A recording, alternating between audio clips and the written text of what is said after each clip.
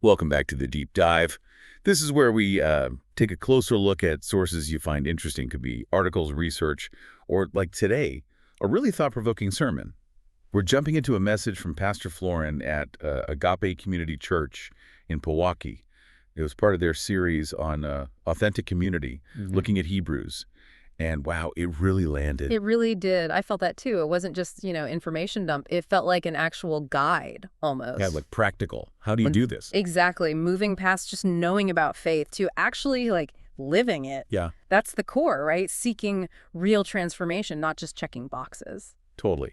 And that's what we want to dig into today. Mm-hmm. Pastor Florin talked a lot about God wanting the real you and what following Jesus looks like practically, not just beliefs, but, well, he used the idea of an apprenticeship. I liked that analogy. Yeah, like a carpenter's apprentice. You don't just read about woodworking. You actually get your hands dirty, learn from the master, you practice. You mess up, you learn. Right, it becomes part of you. So this deep dive is about that kind of faith. Which feels super relevant, doesn't it? Especially now, we're all kind of curating ourselves online, showing the polished version. Oh, definitely. And this idea of apprenticeship, it just cuts through that. It invites you to be real, flaws and all. Exactly. So if you're trying to figure out authenticity in this, like, performance-driven world, or maybe just trying to get away from the endless scrolling, our goal here is to look at how we move from that checkbox faith.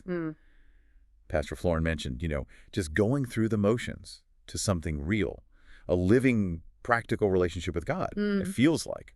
Maybe an antidote. Yeah, I think so. A necessary one. Okay, so let's get into the core text he used, Hebrews chapter 8. Yeah. The main point, Pastor Florin said, is Jesus as this superior high priest, seated right there, right hand of God. Right.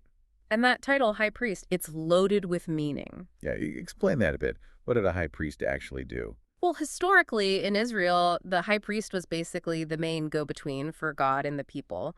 Their job was offering gifts, sacrifices, trying to make things right, maintain the agreement, the covenant. Okay. But Hebrews says Jesus' ministry is way better, superior, because he brings in a new covenant. Yeah. Based on better promises. Covenant. That's like a serious agreement, right? Wait. A binding promise. Exactly. A really solemn one. And the old one, Hebrews points out, had problems because the people, well, they didn't stick to it. Verse 9 says they did not remain faithful. Which kind of highlights our human struggle, doesn't it? Right. Keeping our end of the deal. For sure.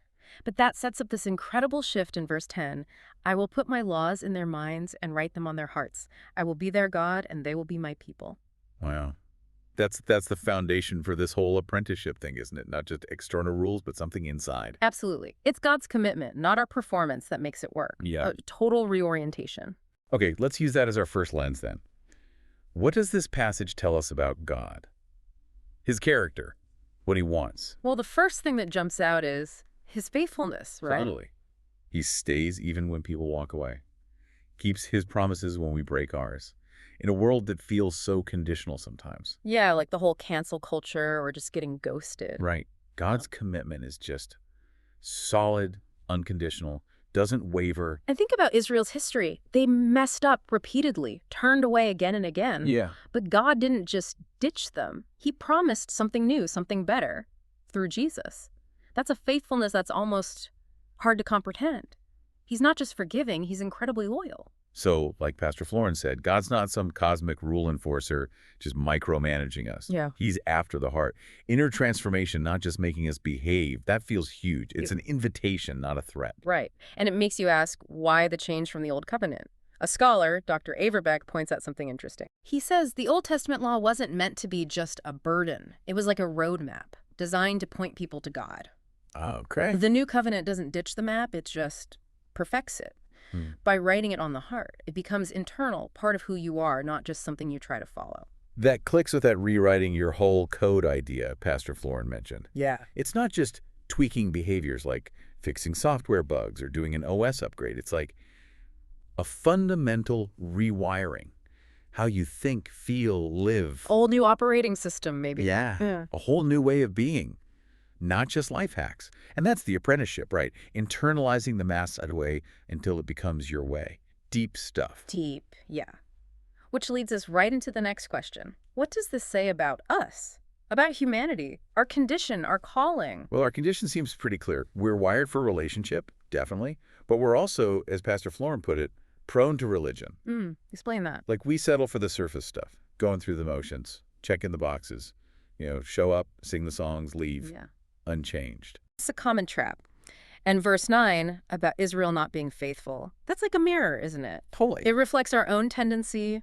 We want connection, but we often mess it up trying to control things or perform. It's exactly like, spending ages crafting the perfect Instagram post, looking amazing online, Right. but feeling totally empty inside. That's superficial religion.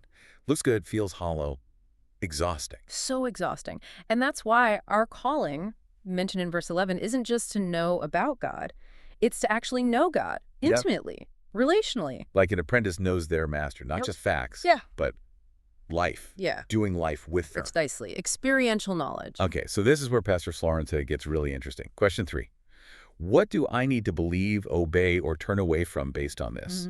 The big one was, don't settle for checkbox faith.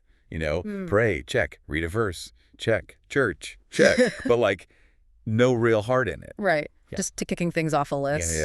Missing the whole point of the relationship. So what you need to believe is that Jesus is that better mediator. He did the work we couldn't. He finished it. Okay. And obedience then isn't about rule following anymore. It's living from the inside out, letting faith actually flow from that changed heart. It shifts from obligation to invitation. And turning away from that had to be spiritual performance, right? Absolutely. That grind of trying to earn what Jesus already gave freely, grace. Pastor Flora nailed it.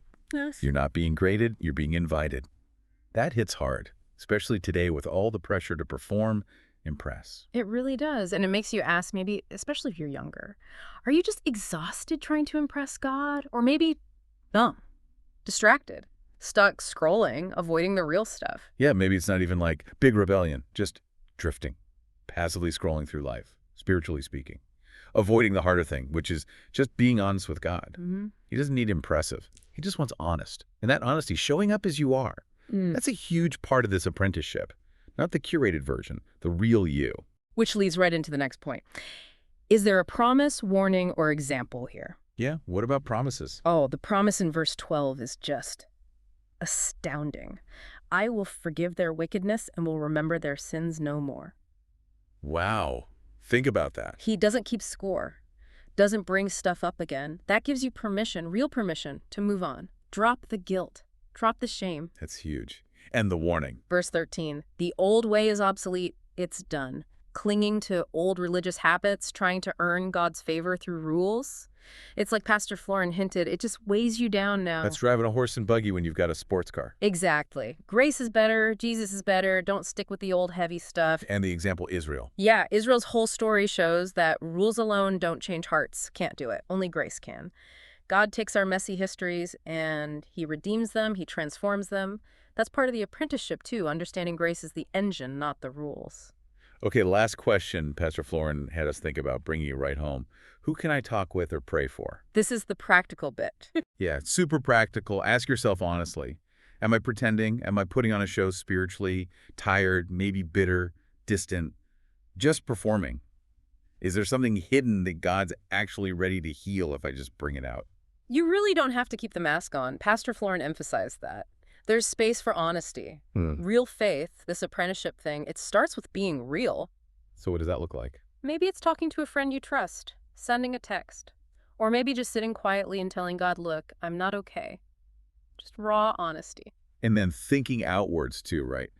Who in my life is stuck in guilt, trying so hard to be good enough, always feeling like they fail? Yeah. They need to hear this. God wants the real them, not the polished version. They need that invitation, not more pressure. Exactly. If you've been faking it, performing, they're not alone. Pastor Florin made that clear. Definitely not alone. Maybe this is the week to talk to someone who gets it and just start walking with God for real this time. That daily walk, honest and open. That is the apprenticeship. So wrapping up the core message from Pastor Florin, drawing from these sources, God keeps his promises, period. He wants to write truth on our hearts, change us from the inside. Jesus redefines everything. He wants the real you, broken, unsure, struggling, all of it. And he offers himself not just more religious hoops to jump through. He invites you to learn from him, walk with him, become like him. And that new way of being, that apprenticeship we've been talking about, That's it. It's practical, it's personal, it's life-changing, it's picking up the tools. Yeah. So what does this all mean for you listening right now as you head into your week? Well, first, if this conversation was helpful, maybe share it with a friend, someone who might need to hear this. Good idea. And also just a reminder, you can always submit prayer requests online over at agapechurch.life. The prayer team there, they actually pray for each one specifically. Yeah, they do. And hey, if you want to hear more from Pastor Florin, check out the Agape Community Church YouTube channel. It's still a bit of a work in progress, we know, but it's getting better. Definitely worth checking out. Okay, so here's a final thought to leave you with, building on this whole real you and apprenticeship idea. What's one small, honest step you can take this week? Just one thing. To truly walk with God, for real, not just going through the motions. What does your apprenticeship look like starting today?